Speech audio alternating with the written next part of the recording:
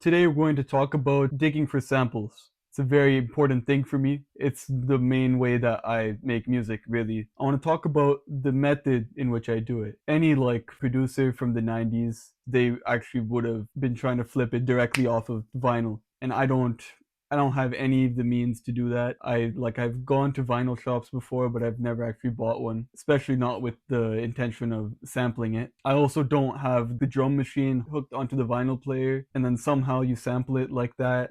I don't know how that shit works. I don't do it either. There are probably some people out there who would say that if you aren't sampling like that, then you're not sampling for real. And I think that's bullshit. I think what I'm doing is sampling, and I just find everything on YouTube. There are definitely drawbacks to just looking for samples on YouTube. The obvious one being the sound quality of the sample might not be great, but you can work around that. Just because you find a sample and the sound quality is not good, it doesn't mean that's the only version of that song that exists on the internet. You could probably find it somewhere else. Another criticism is that it's not the way that the pioneers did it, and to that, I say I don't give a fuck. I genuinely do not care. Don't get me wrong. I see the appeal of sampling directly off vinyl. It's just so much of a hassle, and it's so easy to just flip samples on YouTube. Now you might be wondering how. How do you even start finding samples? I'm gonna talk about that today. Now, let's say you want to get into digging for samples, but you didn't know where to start. The first thing that I would ask you is, what type of music do you even want to sample? Depending on what type of beat you want to make, that would require a different type of song to be sampled. For example, I don't know, let's say you want to make just like a groove, you would probably want to be sampling some jazz, maybe some American jazz from the 70s or 80s, or maybe even you have specific sounds that you want in your beat. Let's say you wanted a lot of synth sounds. It's some experimental synths, maybe some Japanese jazz or prog rock or something. Now, let's say that I had a specific genre or era that I wanted to sample from. Let's say I wanted to sample some French jazz. I don't know. Then I would search up French jazz 70s. Now there's a lot of different playlists here that I could check out. You guys can't hear this, but this song has really nice guitar licks at the start of the song. I didn't really know what I was looking for going into it. I just had a vague idea, okay, I wanted some jazz sounds, and I found something that I liked. Sometimes you're gonna know what you want before you're looking for the sample, but honestly, most of the time for me, I have no clue what I'm doing really. I just gotta sort of go with the flow. I find certain sounds or certain sounds come my way and I'm like, okay, I could do something with this. But other times you might want to be more specific and have more direction with how you want to dig for samples. Now, another cool strategy for looking for samples is looking at what other people have done. So, what I would like to do sometimes is look at beats that my favorite producers have created and looked at what songs they used to sample and create their beat. I've been listening to a lot of Rome Streets lately. I really like his beat selection. He works with Conductor Williams a lot. Obviously, a great producer. Let's look at, I don't know, this track, Hard On Froze. To figure out what song they sampled, I can search this up on Who Sampled. And here you could find the song they sampled. Looks like some Spanish, might be wrong. David Axelrod. It's a great name. Damn, 9 minute song. Seems like it's also a French sample, which is cool. Okay, so I just listened to this song and it had a lot of cool sounds. If you wanted to take this a step even further, what you could do is find the original album in which this song came from.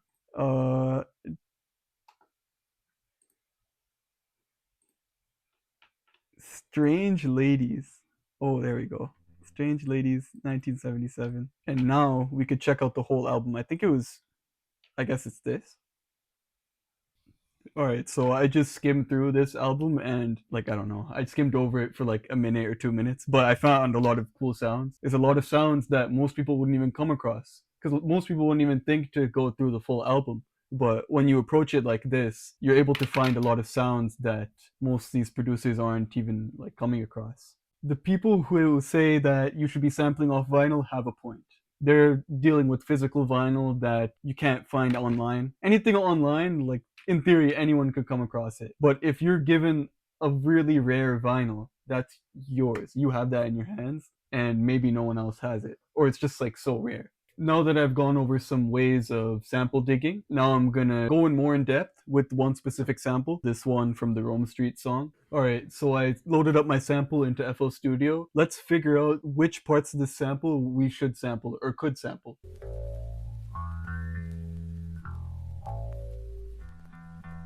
Now, right off the bat, this sample has a lot of white noise. You could probably hear it in the back. It's like some crackling sounds. It's not necessarily a bad thing. The crackling sound can actually be a good thing. Like it's like nice ear candy for the beat. It makes the beat sound more vintage. That's sort of an aesthetic in itself, but a lot of the time it can be a little bit too much. We want to avoid those types of samples. It's a common thing with samples that you find on YouTube. Sometimes the quality is not that great. Somebody else probably ripped the song off of a vinyl, and because of that, there's like I don't know, a lot of crackling and the sound's not high quality. So you'd want to avoid samples like that. But sometimes it's not that bad. And there's like workarounds for it as well. You could just filter out the high end in your sample as well.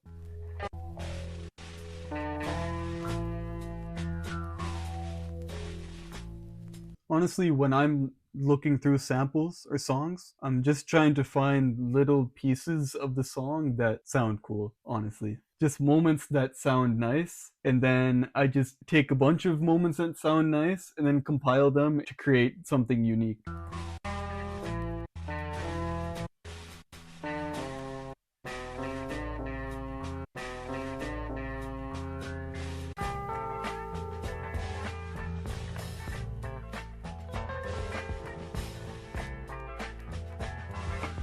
Now, this part of the sample, where that drum break comes in, does sound nice, but there's too much percussion. When there's a lot of percussion in the sample, it makes it a little bit harder to work with.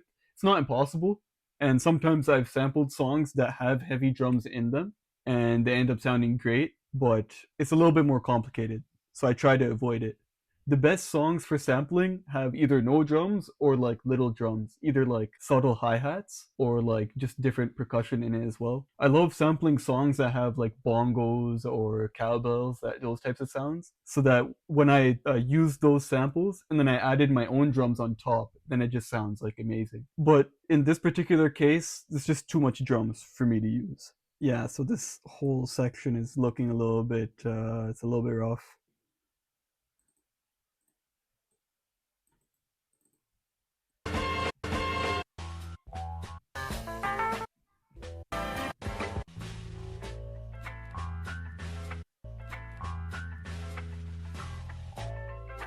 Okay. So right there, I found a chop that I really like. Those guitar licks sound really nice.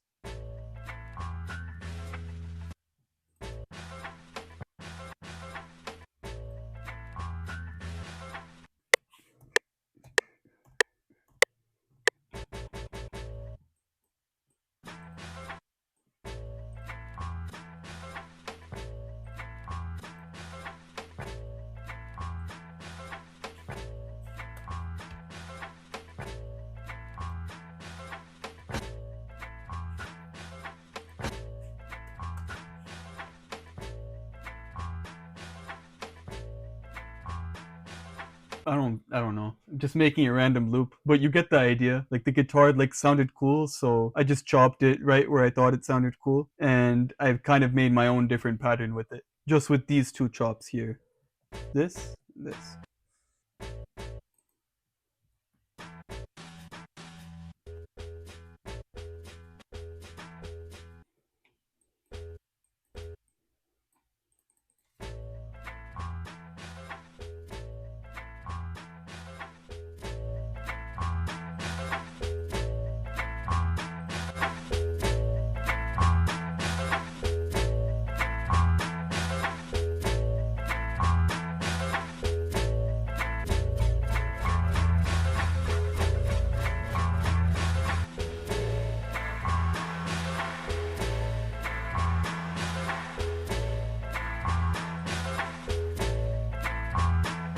In the chops that I chose for this loop, there are some drums in there, but they aren't too prevalent. Like they are in the beat and you can hear them clearly, but they're not really in the forefront. They're kind of more in the background, which makes them perfect for sampling. Exactly the type of sound that we want. Because if it was too much in the forefront, it would be hard for me to add my own percussion to the beat and like create my own sound with it. With these three chops here, I create like a whole different drum pattern. I'm gonna make a quick loop because why not?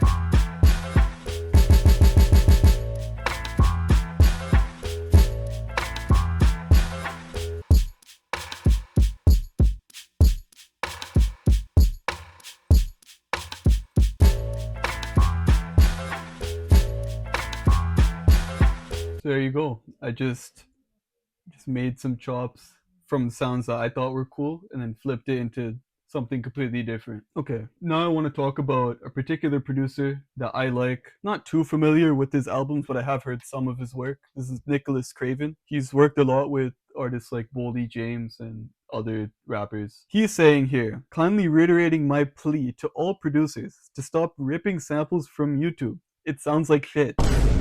I shouldn't be able to tell that your sample came from YouTube. Oh, and then he says, good cooks get the beat ingredients, good builders get the best materials, and good samplers get the best audio quality. I want to make Michelin star beats. If you don't listen to me. Okay. Like, I get what he's saying. Technically, he's right. I'll give it to him. He's right. If you're sampling off of vinyl, this audio quality will be so much better. And if you really want to take your craft seriously, you should probably consider it. I'm considering it, to be honest. I don't know how expensive it would be to get like the vinyl player and the drum machine required. At the same time though, I get what he's saying in that like there's a lot of bullshit on YouTube. There's a lot of like versions of songs where the quality just sounds like shit. You need to develop an ear for that sort of stuff because there's a lot of really high quality sounding samples on YouTube as well. So from experience, from hearing a lot of good samples and hearing a lot of bad samples, you'll be able to differentiate the two from each other. Now, here's something that he said that I find really interesting. He said, I based my whole career off of internet digging, got placements with my favorites before switching to vinyl, but I never sampled from YouTube unless it was the only place to get that sample. There's tons of websites to dig free samples in HQ. You're just not that good at crate digging. Okay. He brings up an interesting point in that he was saying that he at a certain point was just like you and me, where he was just looking for samples online. But he's saying he only used YouTube if he couldn't get it from somewhere else. And he says there's tons of websites to dig free samples. Unfortunately, he does not mention what websites these are. I would be very curious to hear which websites these are, because that sounds like a game changer for me. But anyways, the point that I want to make here, and probably the main point of this video, is that even though sampling from YouTube is definitely not the best way, I would actually recommend it if you don't even know how to sample at all and you just want to get into it. It's a no-brainer. Should just be sampling off YouTube. Like there's no way for you to be investing in like a record player and the MPC and all that shit, going crate digging and stuff, and you've never even chopped a sample in your life. Like just you could just do it on YouTube. That's the way to learn, bro, because it's super easy, super accessible. Sure, there's some bad quality samples out there, but you can you can train your ear and get better at finding those high quality samples. Don't let anyone tell you not to sample from YouTube. You could do that shit and you could make some fire beats. I will say that I am heavily considering switching to vinyl. I'm gonna definitely look into how much it would cost and stuff, whether it's actually worth it or not. And that's all I got for the video. If you enjoyed, definitely like the video, subscribe to my YouTube channel,